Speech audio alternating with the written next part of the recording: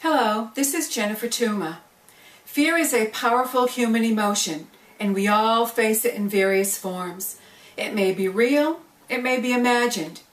We fear the unknown and the lack of control it represents. We fear commitment because it makes us vulnerable to rejection and failure. So we hesitate in pursuing relationships, investing in business opportunities, and following through on visions and goals.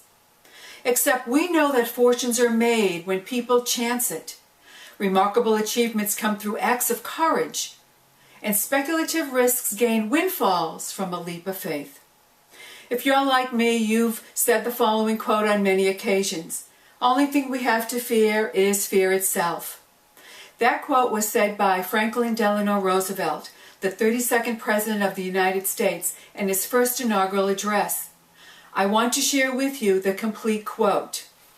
He said, "So let me assert my firm belief that the only thing we have to fear is fear itself.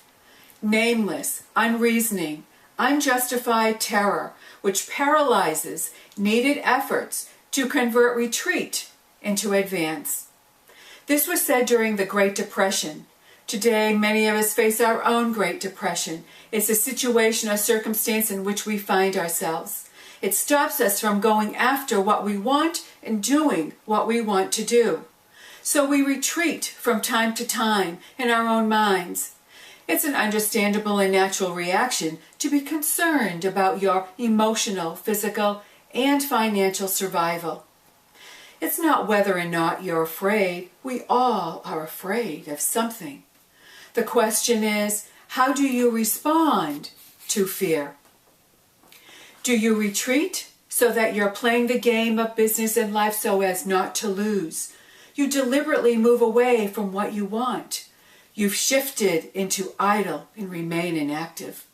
You avoid calculated risks and avoid the acceptance of new tasks, not following through with responsibilities and making because excuses. And you fear success. That is, lacking the belief in your own ability to sustain your progress and your accomplishments. Or are you playing to win by advancing toward what you want, feeling confident and resourceful in your efforts, taking action, looking toward the future with success in mind, taking calculated risks, being an innovator and creator with the mindset of a winner? When faced with your fear, which response wins? Regardless of the situation or circumstance facing you today, here are 3 possibilities to consider to convert retreat into advance. Number 1, ask yourself, what evidence do I see, hear, and feel that tells me my fear is real or imagined? Number 2, winners play to win. They never play not to lose. When you play to win, the brain will respond by giving you the edge in terms of additional confidence, determination, and courage. These are known as your inner strengths.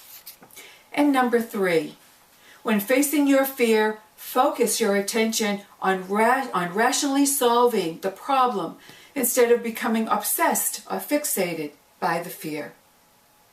He said, "So let me assert my firm belief that the only thing we have to fear is fear itself. Nameless, unreasoning, unjustified terror, which paralyzes needed efforts to convert retreat into advance." For your success, this is Jennifer Tuma.